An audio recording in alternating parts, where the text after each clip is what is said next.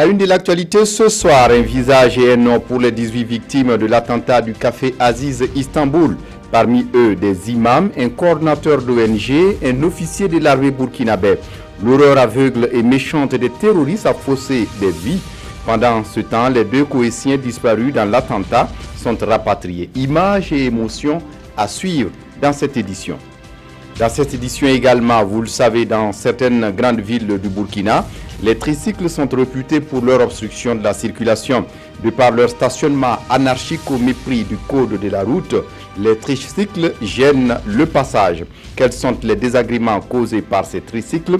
Comment les utilisateurs des tricycles appréhendent le problème? On en parle dans ce journal.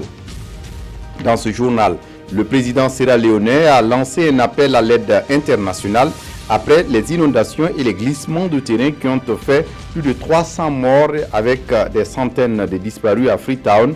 Un coup dur pour ce pays qui vient à peine de se relever des affres de l'épidémie d'Ebola. Ce sont là les titres du 20h.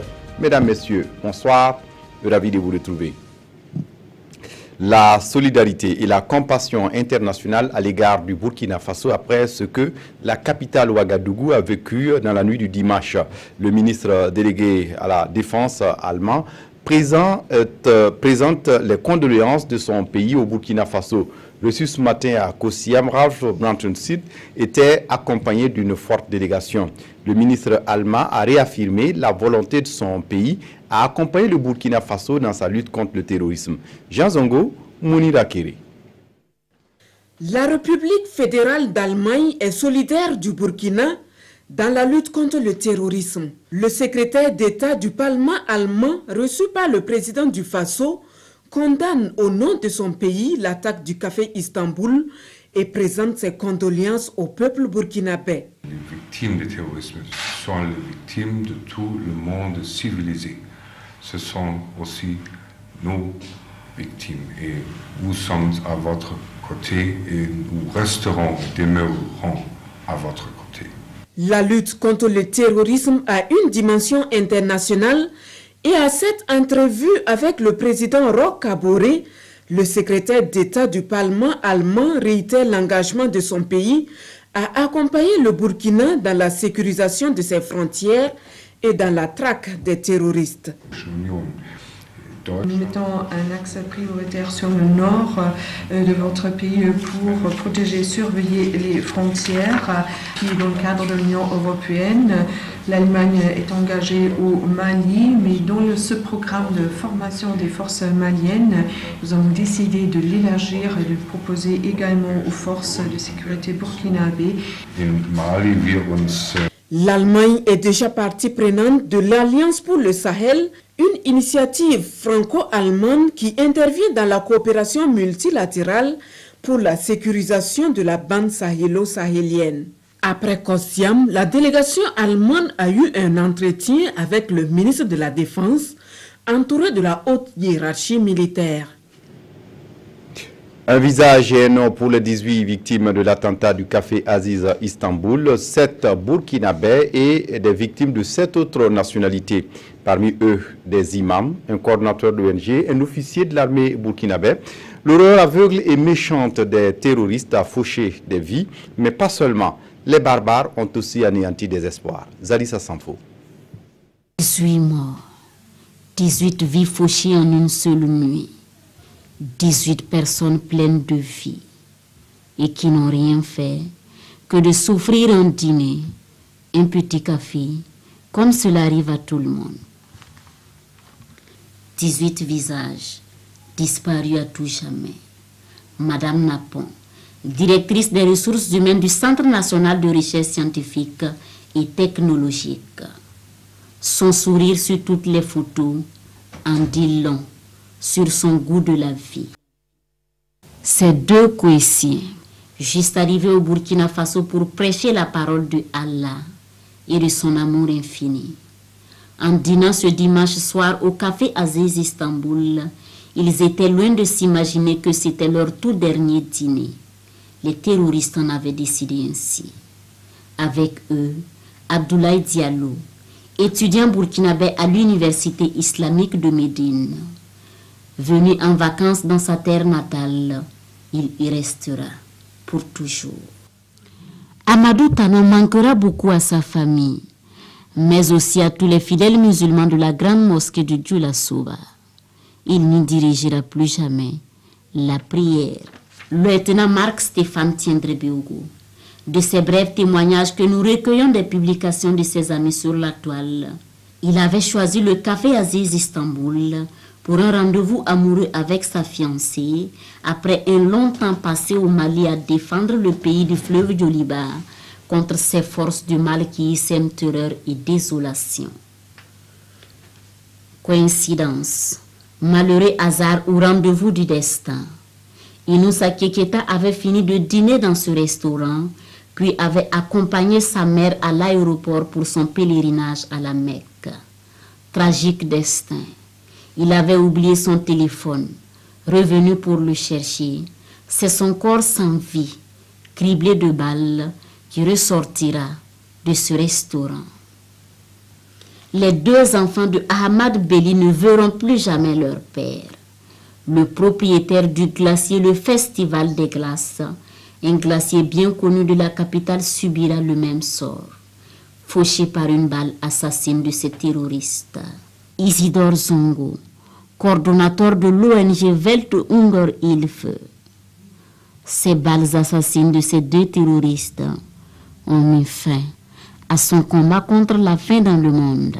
18 personnes, 18 destins brisés. Leur seul tort, être là, au mauvais endroit et au mauvais moment. Et puis, parmi ces victimes, vous l'avez su, de cette attaque du Café Istanbul, il y a 2 Koweïtiens dont les corps ont été rapatriés ce soir même dans leur pays. Il s'agit d'un professeur d'université et du président des imams du Koweït. Ils étaient au Burkina Faso dans le cadre d'une formation sur l'islam. Autorités politiques et religieuses étaient à l'aéroport de Ouagadougou pour leur rendre un dernier hommage. Le gouvernement était représenté par le ministre de la Sécurité et celui des Affaires étrangères. On écoute la réaction de Alpha Bari au micro de Daouda Ouattara et de Nathalie Sawadgo. C'est un message de compassion et de condoléances que nous avons adressées au nom du président du Faso à la délégation koweïtienne qui est venue d'une part de Mauritanie où se trouve leur ambassade accréditée auprès du Burkina Faso, mais également de Koweït City. C'est un message de compassion pour les 2 Koweïtiens qui sont donc tombés dans cet attentat. Il faut savoir que c'était 2 hautes personnalités. L'un était le président des imams du Koweït et l'autre était un professeur d'université. Donc ils étaient venus pour des conférences. Ils sont à la tête d'une fondation qui œuvre ici au Burkina depuis les années 70. Et donc c'est une perte immense. Comme tous les autres qui sont tombés ce jour-là là-bas.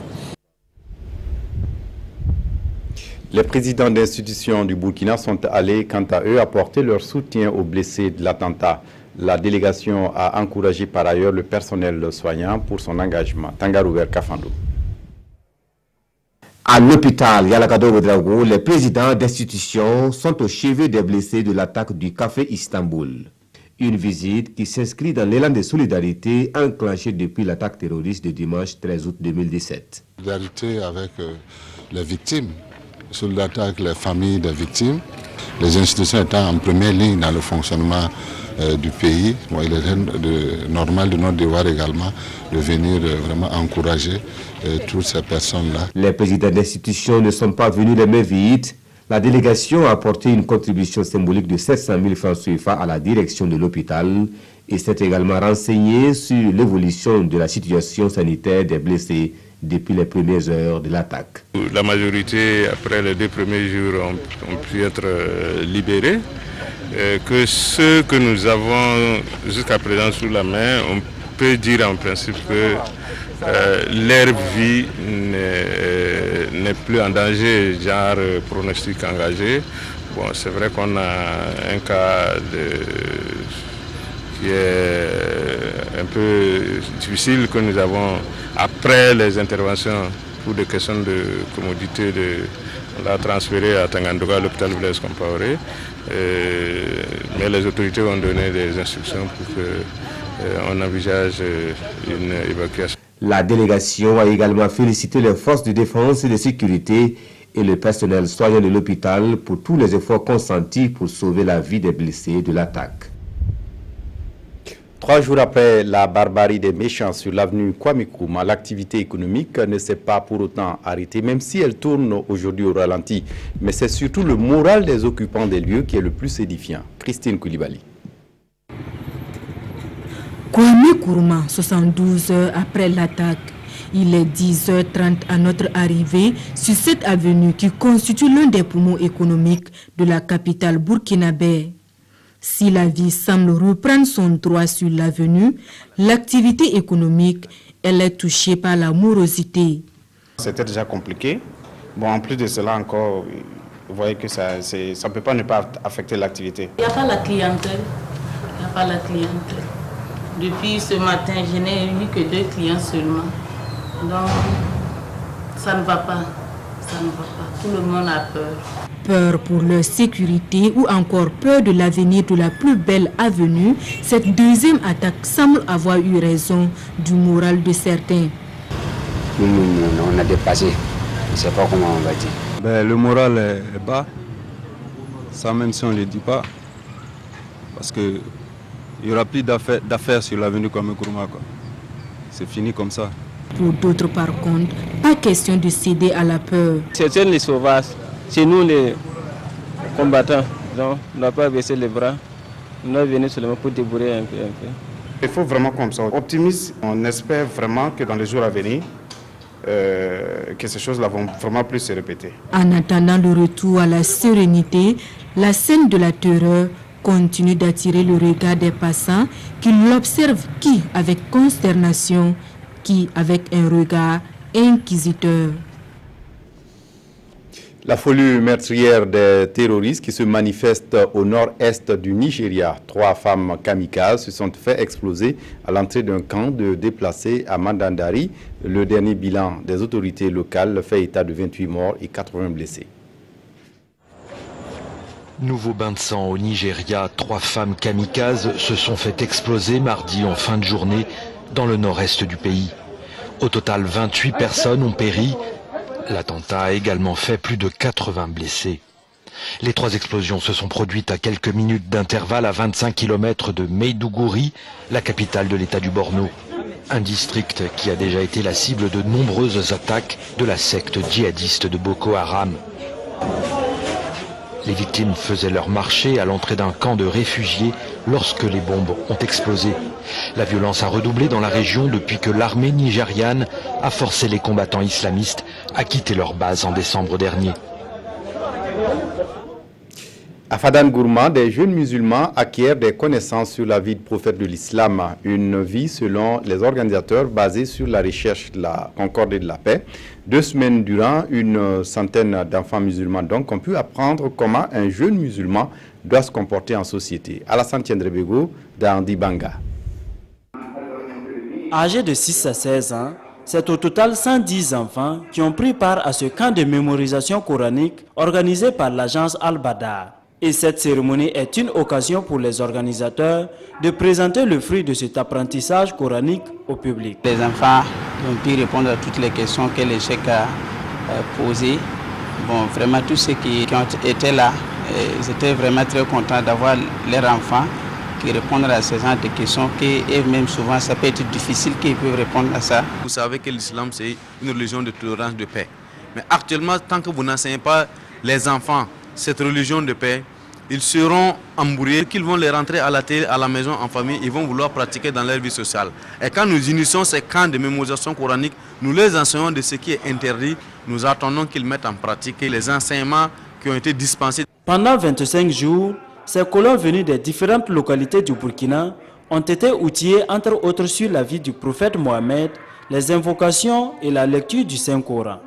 J'ai appris plusieurs sourates, comment l'homme musulman doit se comporter, les paroles de Dieu, du prophète Mohammed et celui du Coran. Cela va me permettre de le pratiquer et apprendre à d'autres qui ne le connaissent pas.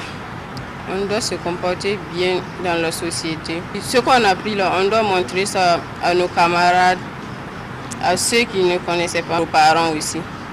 À l'occasion, encadreurs et apprenants ont reçu des attestations de reconnaissance dans une ambiance ponctuée par des récitations coraniques, des chants de louanges.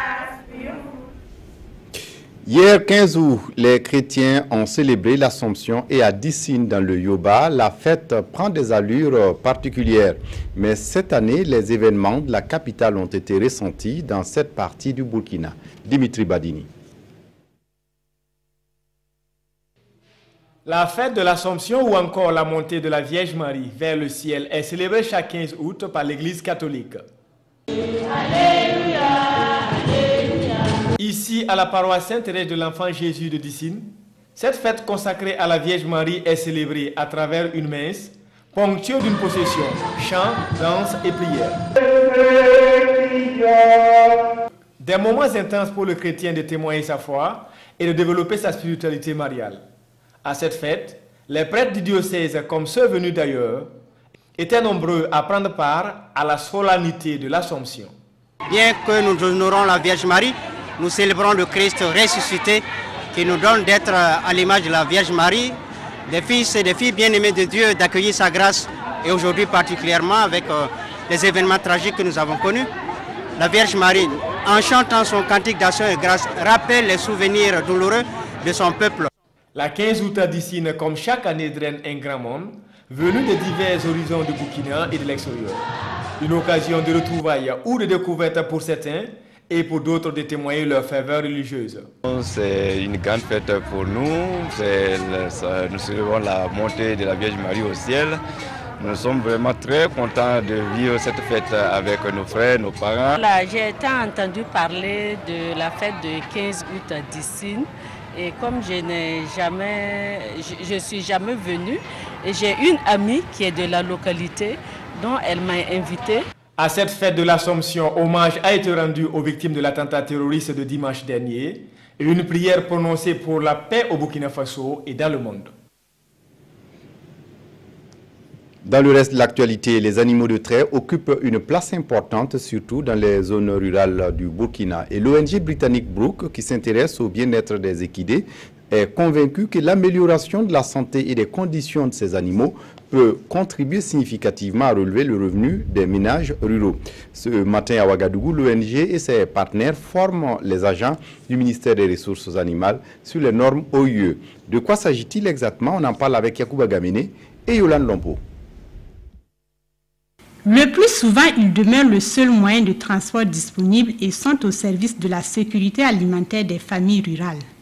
Pour mieux faire comprendre aux populations que le bien-être humain et le bien-être animal sont liés, l'ONG britannique Brook se propose aujourd'hui d'améliorer les connaissances des directeurs régionaux du ministère en charge des ressources animales sur les normes OIE pour le bien-être des équidés de trait. Au niveau international, l'OIE a identifié des normes sur une base scientifique qui justement définit un certain nombre d'indicateurs et de critères qui permettent de les prendre en charge. Il s'agit notamment des critères liés à l'alimentation, à l'abreuvement, à la protection, à la santé de ces animaux. Et il est important que nos pays africains soient informés de ces normes-là. L'âne, le cheval et le mulet accomplissent de multiples tâches pour faciliter la vie de leurs propriétaires et sont en retour mal entretenus. Les ânes, vous le savez, communément en Afrique, on les appelle l'animal du pauvre. Parce qu'on ne s'occupe pas de lui, on le laisse à lui seul. S'il a à manger, il mange. S'il n'en a pas, ce n'est pas un problème. Mais avec ces normes, on ne peut pas le faire. C'est une obligation pour une personne qui détient un âne, qui travaille, de pouvoir subvenir aux besoins de l'âne. Mais également, si l'âne est malade, de prévoir un repos pour cet âne, pour qu'il puisse se remettre en forme avant de continuer à travailler. La présente rencontre permettra également à ces hommes et femmes de mieux cerner la portée des tests qui avaient été pris en 2016 suite à l'abattage massif des ânes. Je vous l'annonçais en titre, dans certaines grandes villes du Burkina, les tricycles sont réputés pour obstruction de la circulation. De par leur stationnement anarchique au mépris du code de la route, les tricycles gênent visiblement le passage. À Bobo-Dioulasso, par exemple, circuler aux abords du grand marché est un véritable casse-tête pour les usagers. Sur place, Drissa Traoré et Mireille Karoy-Touma. Cet incident se passe aux abords du grand marché de Bobo-Dioulasso. La cause, le mauvais stationnement des tricycles. Et ce n'est pas un cas isolé. Ce marchand également déguerpit les tricycles envahisseurs à sa manière. Ici, tout le monde les craint. Les piétons, les motocyclistes et même les automobilistes. Ils nous causent beaucoup de désagréments. Ils peuvent bloquer la circulation pendant 5 à 10 minutes. Franchement, il faut trouver une solution à ce problème. Difficile de se frayer un passage sur cette artère. Les tricycles gênent plus d'un. Oui, ça le laisse même. Ça le laisse à cause de droite. Si la vie est comme ça, c'est pas normal. Mais comment on va faire? Faut que vous avoir le cas là. Mettez dans le palace, ça peut faire là-bas, c'est bon. Les intéressés se disent pourtant conscients des voies qu'ils engorgent. Sincèrement, nous sommes mal stationnés. Normalement, nous devons nous arrêter en gardant une roue hors de la chaussée. Mais souvent, les riverains se plaignent de cette position car nous les gênons. Un mauvais stationnement que pas même la présence de la police ne dissuade. Cependant, quelques-uns choisissent délibérément de se ranger pour attendre d'éventuels clients. Mais là aussi, aujourd'hui c'est samedi, les magasins derrière nous se ferment à 12 h. C'est pourquoi nous sommes garés ici. Les jours ouvrables, si nous nous entêtons pour nous arrêter ici, les propriétaires nous cherchent. On se garde alors chez la chaussée. Des tricycles qui obstruent les voies, certes, mais difficile de se passer de leur service.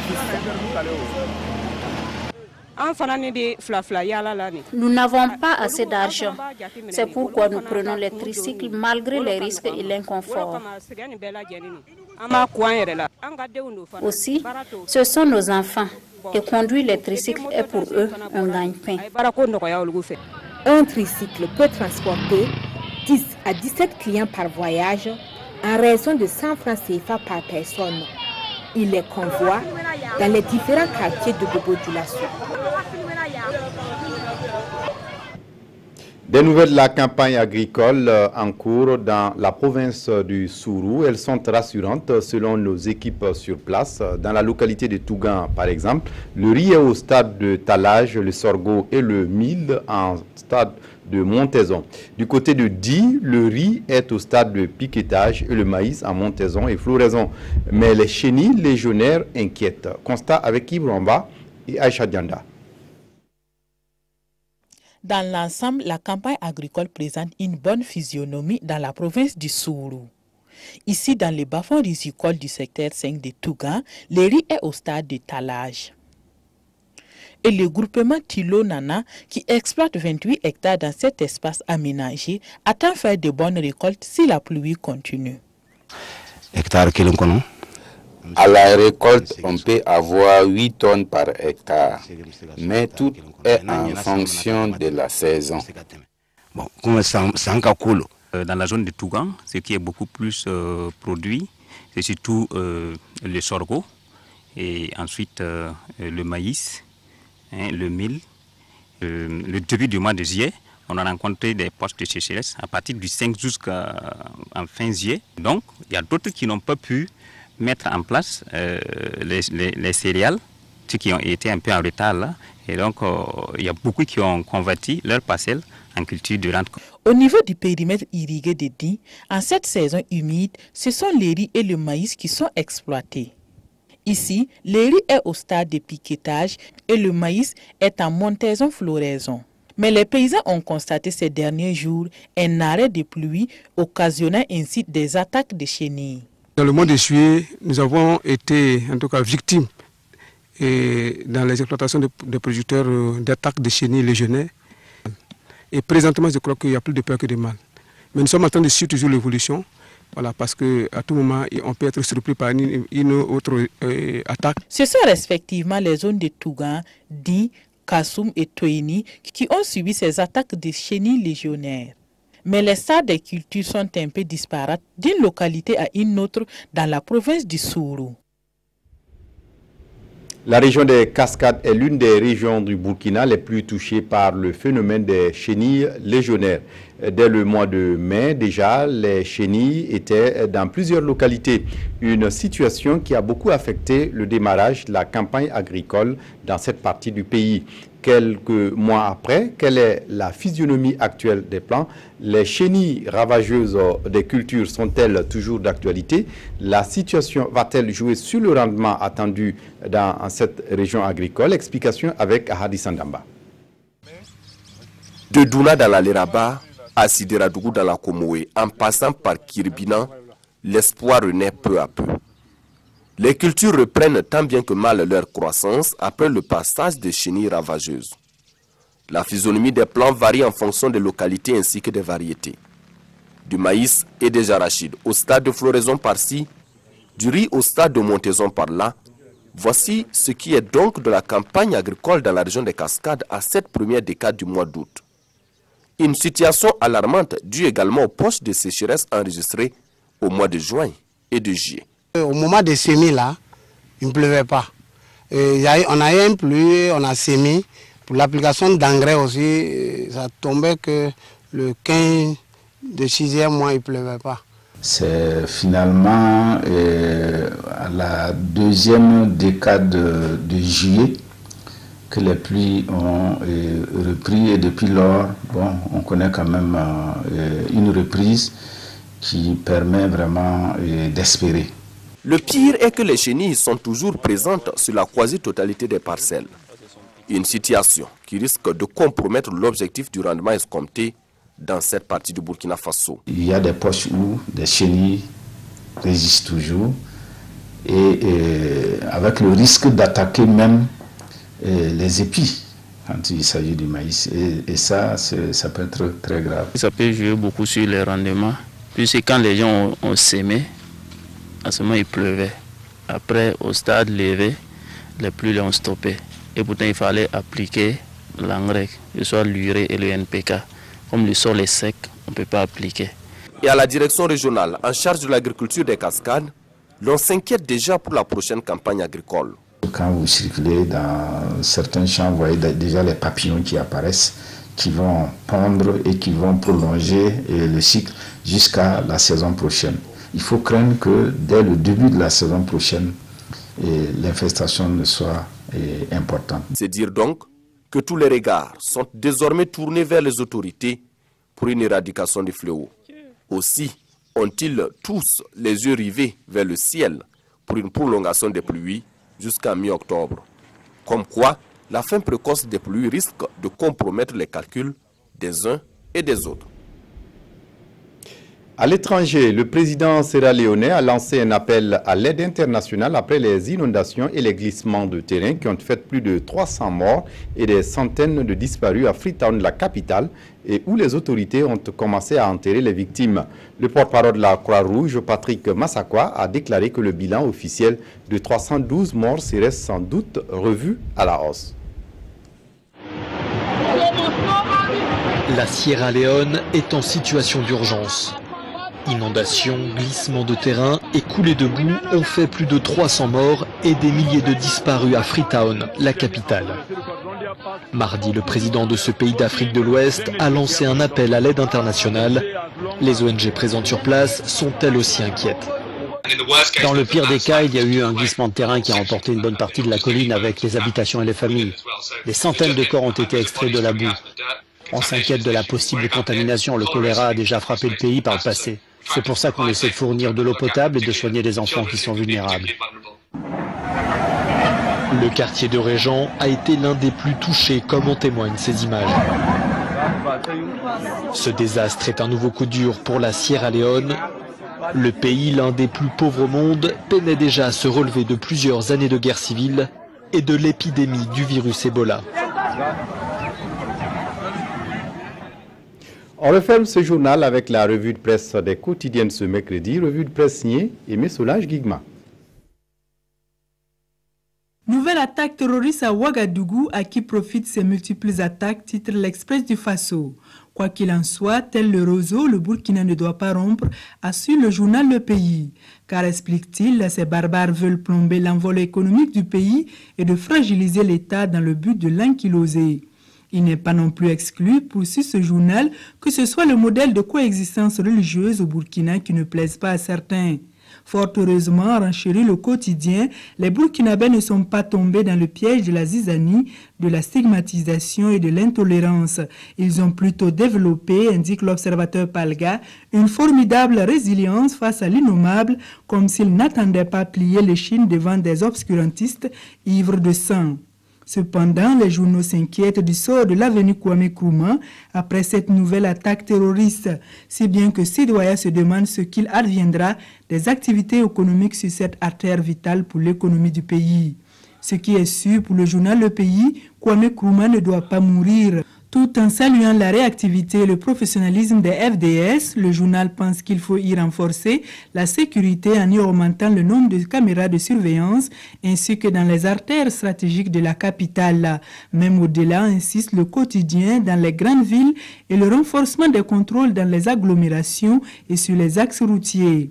Outre l'économie, les conséquences de cette attaque peuvent s'avérer redoutables pour la cohésion sociale si les Burkinabés venaient à mettre fin à leur légendaire hospitalité, s'inquiète le pays. D'où la nécessité de se serrer les coudes, oublier les querelles, enterrer les rancœurs et s'unir dans une communauté de sorts, suggère aujourd'hui au Faso, car le Burkina, le Mali et tous les pays du Sahel sont en train de souffrir de la même maladie, celle du terrorisme. Seule une action unitaire de ces pays pourrait avoir l'efficacité escomptée, mais la force du G5 Sahel ne sera pas la panacée, conclut l'observateur Palga. Restez fidèles à nos programmes. Juste après ce journal, vous aurez votre émission Santé Mag sur le thème du don de sang. Souvent confrontés à des situations de manque de sang pour transfuser les tout-petits et les femmes enceintes, les formations sanitaires sont aujourd'hui dans l'impossibilité de prendre en charge certains patients. Santé Mag abordera donc avec les spécialistes du domaine le don de sang, les difficultés d'approvisionnement en poche de sang, les problèmes de rupture de sang dans les formations sanitaires. Et vous pouvez participer à cette émission en appelant au 25 40 79 03. 25 40 79 03. Santé Mag, c'est sur le coup de 21h avec Maïmouna Dao et ses invités. C'est tout pour ce journal. Merci de votre attention. Très bonne suite de programmes sur la RTB. Au revoir.